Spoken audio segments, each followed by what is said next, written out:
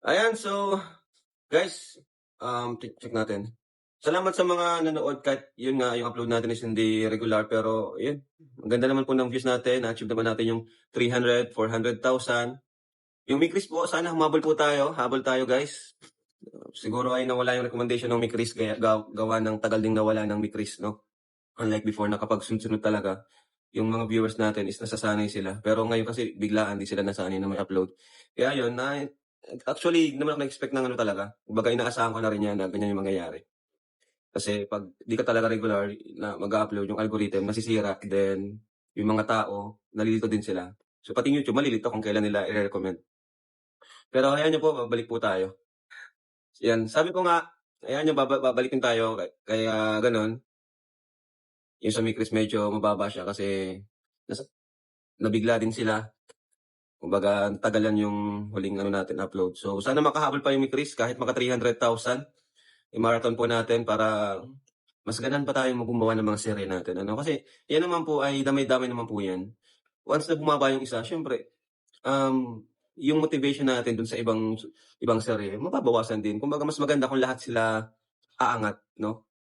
Kasi isa lang naman po tayo, isang grupo lang tayo, isang pamilya lang tayo, isang tahanan lang po tayo dito. Huwag po tayong magkaroon ng competition, ano? Yung mga fans, hayaan niyo po yan, yung iba pang gugulo lang po yan. Yung iba, baka nga hindi tunay na viewers natin, talagang gusto nilang sirain or pag-awayin ang dalawang supporters ng Love Team, ano? Ang tunay na supporters natin, lahat yan pinapanood. No? Actually, marami akong nakikita sa comments na ganun, support sila sa lahat. Yan ang totoo. Ano? Kasi isipin niyo po, yan pong ginagawa natin is para sa mga beneficiaries po natin yan. Mga pabahay natin, dahil po dyan, tuloy-tuloy yung pabahay natin. Actually, mamaya po ma-update po kami dun sa pabahay po natin na ginagawa. Kaya yun po, ito pong share natin is charity po yan, ano? 100% charity po yan. Kasi dyan po tayo kumukuha ng mga pambigay natin sa mga scholars natin. Ang dami po nating ampon, ang dami po nating scholars. Ano? Yung iba po, nagbibigay po tayo kahit walang vlog. Sabi ko ay kailangan na magsipag para sa ating mga ano, scholars. Ayan, so yun, good news natin. May friend Joy na, guys. Kasi nakausap ko na si Joy. And, ayun, mag-shoot na kami niyan. Abangan niyo po yan. Yan, kasabay po ng ating mga serye, itong sa channel ko. So, maganda yung plano ko ngayon. Kasi, pansamantala, ihiwalay ko yung pure charity and family vlog ko. Hiniwalay ko muna. So, sa personal channel ko, andun yung talagang pure charity natin. Ano, yung walang love team, ano? Kaya yun, maganda tong pinaplano. Kasi pag doon ko pa rin inaano sa main channel, talagang nagugulo eh. Feeling ko gumugulo eh. Kaya sa main channel natin, doon ko i-upload yung mga serye natin, mga ribbon cutting sa pabahay, mga community service natin, parang mga group, mga event. So, di naman mawawala yung uploads natin sa main channel natin, ano? And may naisip din ako, magpapa-games din ako doon sa mga beneficiaries natin. So, ayun, sa Franjoy po is tuloy na. Ano po? So, abangan nyo po yan. At actually, meron kaming first travel agad ng Franjoy. Kasi merong supporters na ikakasal. Then yung mama ata niya, yung mother niya is solid, kalingap, no? So, isasama ko dun yung Franjoy. So, sa Tagaytay po yan. Sa Tagaytay po, makakapag-shoot po kami sa Tagaytay kasama yung Franjoy. Okay, so exciting po yan sa January 23 po. And meron pa pong isang good news kasi merong isang kilalang personalidad na mag-interview sa akin. Walaan niyo po kung sino yung mag-interview sa akin. So isasabay na daw po dun sa Tagaytay. Sa Tagaytay na lang daw po kami magkikita. Sino kaya yon? Walaan niyo. I-interviewin tayo guys. Nahihiya nga ako, kinakabahan na naman ako eh. Ay, hindi. Hindi naman si Tony, grabe. Bigati na yun si Tony. Saka na tayo dyan.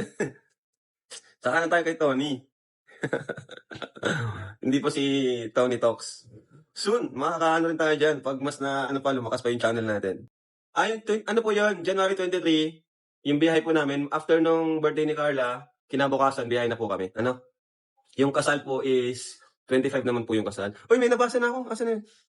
Bernadette Sembrano, yan. Si Miss Bernadette Sembrano. Di ba? Grabe. Di mo na-expect na ma-interview tayo. So, si Madam, Si Miss Bernadette Zambrano po yung mag-interview sa atin. Grabe, no? Napapanood ko lang dati. Sobrang sikat. Sobrang sikat, guys. Napapanood ko lang sa TV. Ngayon, makakausap natin. Face-to-face interviewin pa tayo. Siya mismo po. Grabe. So, yun po. Masaya lang tayo pag mga ganyang ano, no? Kasi may mga nakakapanood pala sa atin ng mga kilalang tao. Kaya nakakatuwa. Nung nakaraan na KMJS tayo, di ba? Tapos nung nakaraan na ano tayo, Family Feud, di ba? So, ayun na nga po. Sa 23, biyahe kami. Kinabukasan naman, 24 na pala yung biyahe namin ng siguro umaga. Kasi 25 naman po yung kasal. So, tinanong ko si Joy kung pwede siya. Pwede naman daw po siya.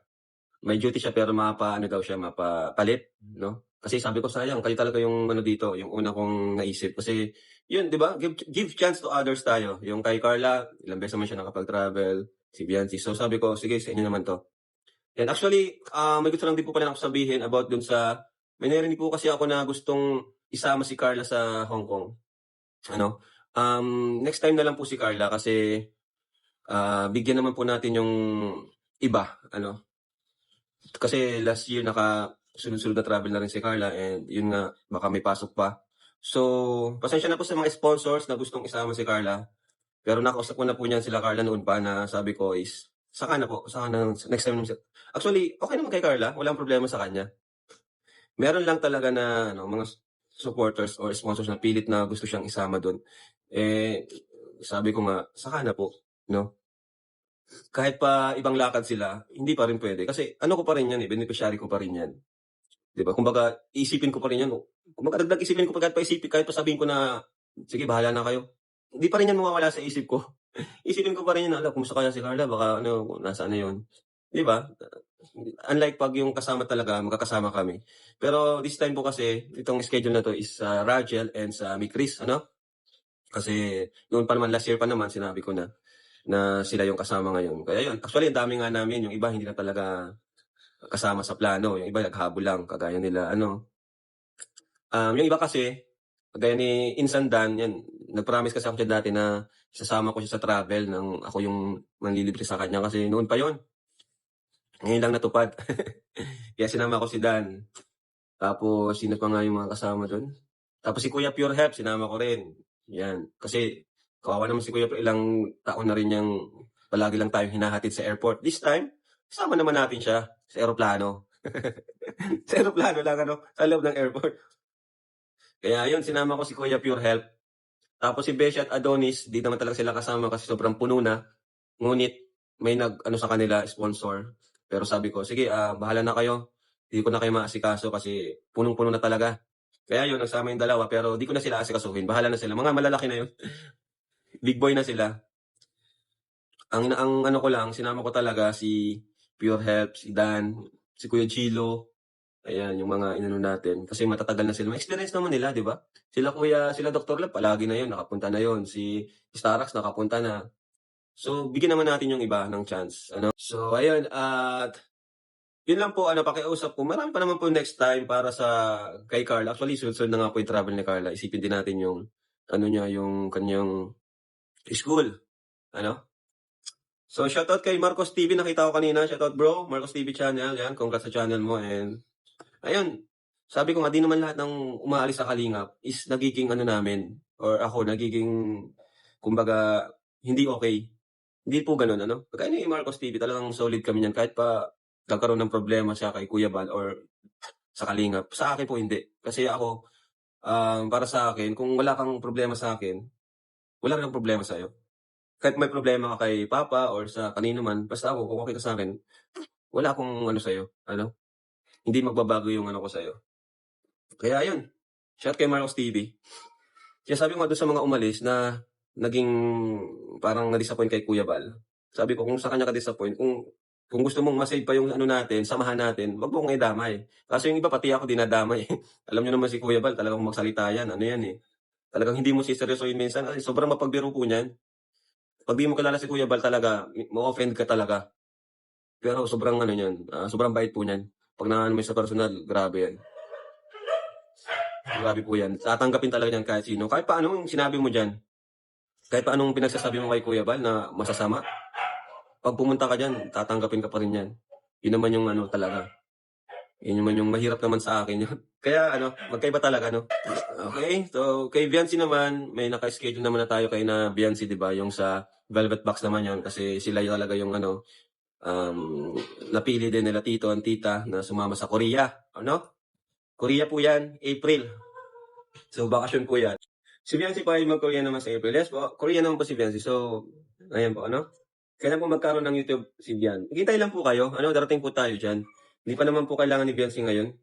Saka, ano, kahit nga po si Carla, kahit may channel, di naman po siya nag-upload eh. Wait lang po kayo. Ako po yung mas nakakaalam ng ng tamang panahon, ano, para kay Viancy. Lalo na, alam niyo naman, di ba? Ayokong magulo yung ni Viancy, ayokong magulo yung niya, yung buhay niya.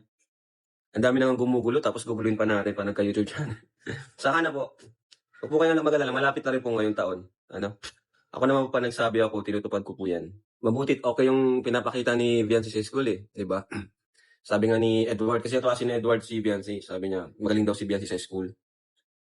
Alam niyo po, palaging leader si Viancy, no? Ibig sabihin, magaling talaga kapag ikaw ay ina-assign na leader. So, maganda, magaling yung pinapakita ni Viancy sa school. Di ba? Tapos, may serye pa, di ba? Kung baga pagsasabihin niya. Kaya, congrats kay Viancy. Yung rules po natin, napahapyawan na ni Ninong July, pero yan, yung initial rules natin, yung di pa yung rules natin, di ba, napahapyawan na ni Ninong July. Actually, yun po talaga, pwede pang madagdagan yun. Yun po sa ngayon yung nakikita kong problem. Kaya yun po yung prioritize kong ilagay sa mga rules natin. So, syempre, sa Kalingap Angels, sa Angels at sa may mga collab team, especially sa Big Four. Actually, nag-meeting na kami. Nag-meeting na kami ng Mick Chris. Nung nag-after ng vlog namin, meeting ko sila. Si Joy, nag-meeting din kami. Yung Jomcar, di pa kami nag-meeting, pero I think, alam naman na nila yun. So, ayun, pinaka talaga is bawal sila magpa-vlog, Bawal magpa-vlog ang Kalingap Angels sa iba. Except kay Kuya Bal, syempre. Maliban na lang kapag ako mismo nagsabi, Pero kapag ako nagsabi, ang mas may karapatan mag-vlog sa kanila is yung scouter. Po? So yan, malinaw yan. Naiintindihan nila yan. Sila daw kasi, nahiya daw kasi silang tumanggi, kaya di daw sila Pero sabi ko, nasa rules na yan, so bawal talaga kayo mag-vlog. Except kay Kuya Bal, Pag sa scouter naman, syempre, kailangan ako yung magsasabi. So, ayan, sa mga naman, and pinagbawalan ko na rin silang mag-TikTok ng madalas, Kung mag-TikTok sila, bihirang-bihira lang. Kapag yung halos araw-araw, hindi po pwede, Ayoko naman silang pagbawalan totally mag-TikTok kasi ang pangit naman nun. Mga kabataan ngayon, usong-usong TikTok. Tapos yun nga, sinabi ko rin na pag mag-TikTok kayo, be aware sa mga sinusuot, Dapat mag-ingat. Sa mga, leading man, ayan, bawal din silang mag-TikTok. Bawal nilang isama ang collab team nila sa TikTok. Po? Ayan. Kasi may ongoing na serye. Para naman, manabik yung mga viewers sa kanila. Hindi yung palagi silang makikita. Bawal silang isama sa live. Bawal isama sa live po ang ating, ang kanilang collab team. Ang mga leading man, bawal silang isama sa live. And syempre, bawal nilang i-vlog. Mas lalo na bawal i-vlog. Sabi ko nga, may karapatan mag-vlog sa Angels, yung scouter. If, nagsabi ako, silang number 1 option. Siyempre si Kuya Bal, matik na po yan si Kuya Bal. Si Kuya Bal kahit sino, isama niya, walang problema yan. Kasi nakatulong din yan sa channel ni Papa, Natutuwa nga ako sa mga Angels na kasama ngayon ni Kuya Bal, talagang nakatulong talaga sa channel ni Papa, di ba? Tumaangat yung channel niya. So, ayan po At yung iba pong rules, hindi ko na po sasabihin dito, sa amin na lang po yun. Sa amin na lang po yun. Kasi nag-meeting naman na po kami. Basta yun lang po. Kasi hanggat ongoing yung serye natin, especially sa Big Four, hanggat maaari, dapat dito lang talaga sila makikita. Para maiwasan yung overexposure at yung bashing. Di ba? Like si Carla, di ba? Si Carla po, di siya masyadong nakikita sa iba.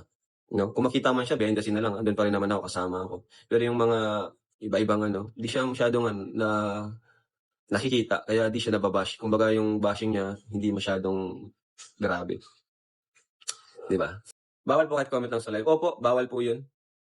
Pinagbawalan ko na rin kasi nitong nakaraan, 'di ba, yung may nabash diyan.